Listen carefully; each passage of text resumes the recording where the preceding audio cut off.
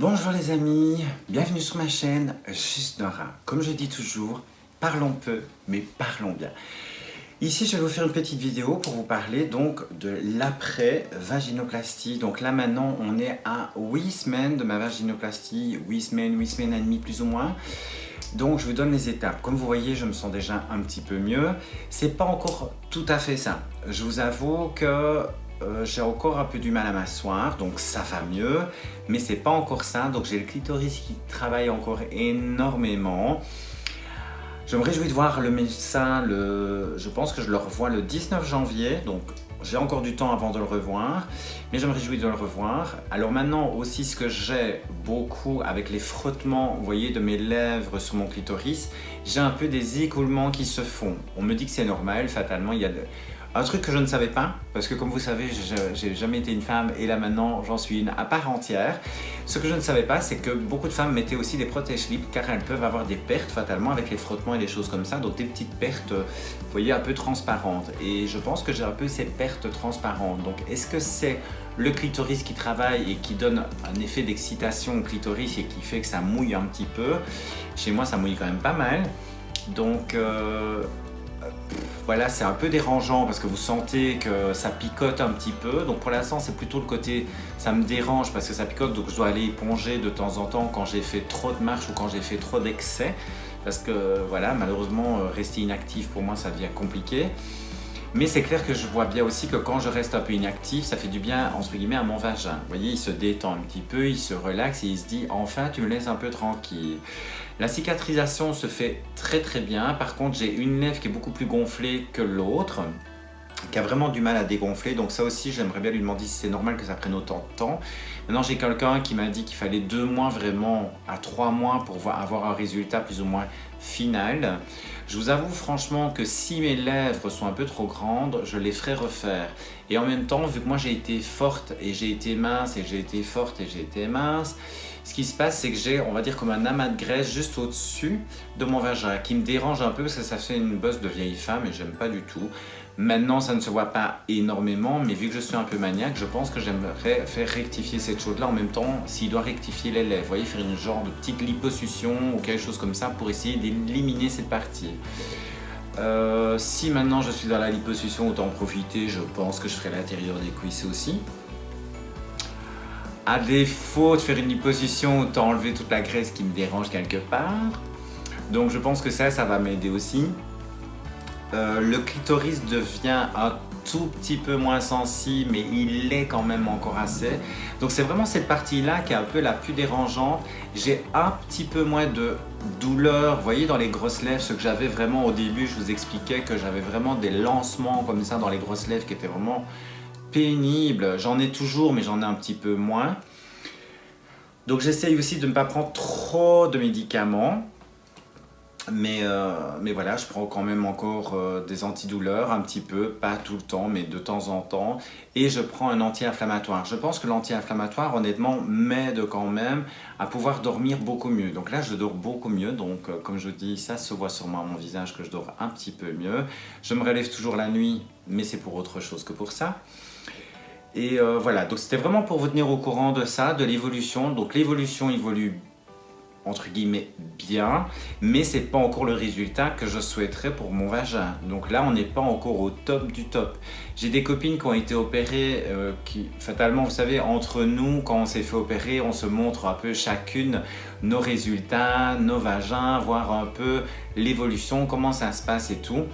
Et donc fatalement, bah, voilà, on s'envoie des photos de nos vagins, c'est très sympa, c'est très... voilà quoi. À défaut que les hommes s'envoient leurs trucs, bah voilà, nous on s'envoie nos photos de nos vagins. Et honnêtement, bah voilà, j'ai eu des bons retours de mes copines qui m'ont dit « mais écoute, ça se passe bien, laisse le temps, il faut que ça dégonfle et tout ». Donc je dis oui, c'est vrai, je suis un peu trop impatient vis-à-vis de ça.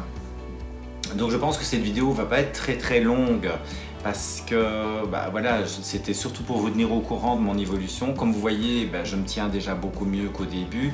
Je ne me tortille pas comme ça sur mon coussin pour essayer de me positionner, ça va déjà un peu mieux. J'ai des lancements qui viennent d'arriver ici maintenant, c'est super sympa. J'adore, vous voyez, quand je suis en train de vous parler et que je sens que ça travaille, là vous êtes là en train de vous dire « fais pas de grimace devant la caméra, fais pas de grimace ». Donc je suis très heureuse d'avoir fait mon opération. Maintenant, je vous dirai plus tard si je prends mon pied avec. Pour l'instant, je peux rien vous dire parce qu'on ne peut pas faire.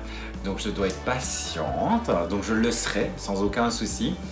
Mon sexe ne me manque absolument pas. Je n'ai vraiment pas de manque. Je me réjouis. Là, pour l'instant, je suis plutôt en train de regarder l'anatomie de mon sexe de maintenant et d'essayer, on va dire, de le peaufiner. Vous voyez, de me dire, tiens, je le voudrais un peu comme ça, un peu comme ça, un peu plus lisse là, un peu plus ceci. Donc je suis en train, limite, de faire une petite chirurgie esthétique moi-même dans ma tête de mon vagin. De mon futur vagin qui va être vraiment, j'espère, du moins qui me plaise. Au moment où il me plaît, le reste je m'en fous. Et depuis qu'on m'a opéré, c'est vrai que je suis beaucoup moins pudique. Comme vous constatez aussi, j'ai voulu vous faire plaisir, j'ai mis un petit décolleté un peu plus pour que vous voyez un petit peu le bon résultat de mon augmentation maintenant. Et donc voilà, parce que je me dis que bah voilà quoi, si ça se met, ça va me donner plus d'abonnés. Parce que j'ai remarqué que toutes les youtubeuses, elles font ça. Vous voyez, c'est... Voilà, je me dis que malheureusement sur YouTube, c'est ce qu'on doit faire. C'est un petit peu montrer nos atouts. Vu que j'en ai, je les montre maintenant. Mais c'est vrai aussi que depuis que je suis opéré, je suis beaucoup moins pudique, on va dire, pour être vu de là en dessous. Et quand je dis je suis pas pudique, comme je vous l'ai dit, je ne vous montrerai jamais ça sur YouTube. Mais je vais dire, si je devrais me déshabiller devant quelqu'un, je pense que je me sentirais beaucoup moins mal à l'aise, vous voyez. Donc ici, je me sens très très bien avec ce nouveau corps. J'apprends à le connaître. Je pense que le jour où je pourrais avoir une relation, j'apprendrai encore à le connaître différemment. Je fais toujours mes dilatations se passent bien. J'arrive à faire mes dilatations sans aucun souci. Normalement, déjà maintenant, je pourrais commencer à les diminuer. Mais je continue le rythme en me disant ma cocotte, vas-y, t'as le temps de toute manière parce qu'on est en confinement, comme vous le savez, ici en Belgique. Et que, vu que je suis coiffeuse, on est en confinement normalement, si rien ne change, jusqu'au 1er février. Ce qui est très long parce que financièrement, le gouvernement ne nous a toujours rien donné. Donc je sais qu'il ne faut pas parler de politique, mais à un moment donné quand ça fait chier, il faut le dire aussi. Donc voilà, donc c'est pas évident pour les coiffeurs, c'est pas évident pour les restaurateurs, c'est pas évident non plus pour les gens du spectacle. Comme vous savez, je fais du spectacle aussi. Et donc on perd tous nos contrats, on ne sait pas aller travailler, on ne sait pas gagner de l'argent et on ne sait pas vivre décemment.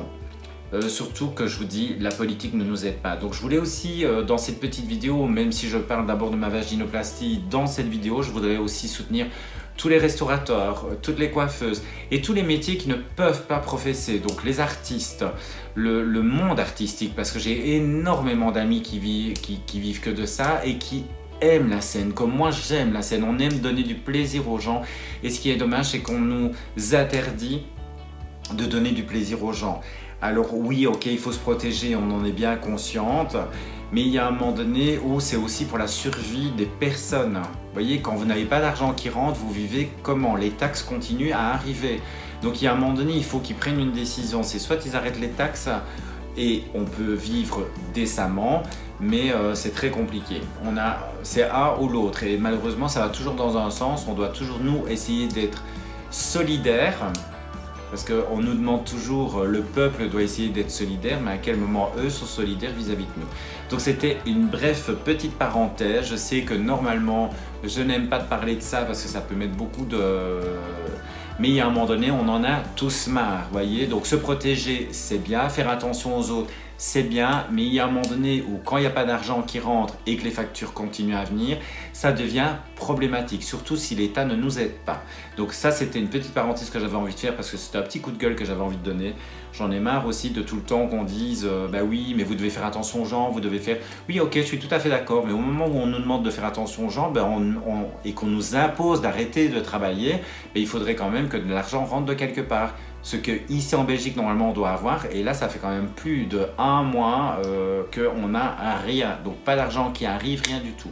Et comme vous savez, donc je suis en maladie vu que j'ai été opéré de ma vaginoplastie et moi j'ai une assurance qui est connue ici en Belgique et qui doit me payer normalement au moment où je suis depuis plus d'1 mois malade et je n'ai pas reçu de sous non plus.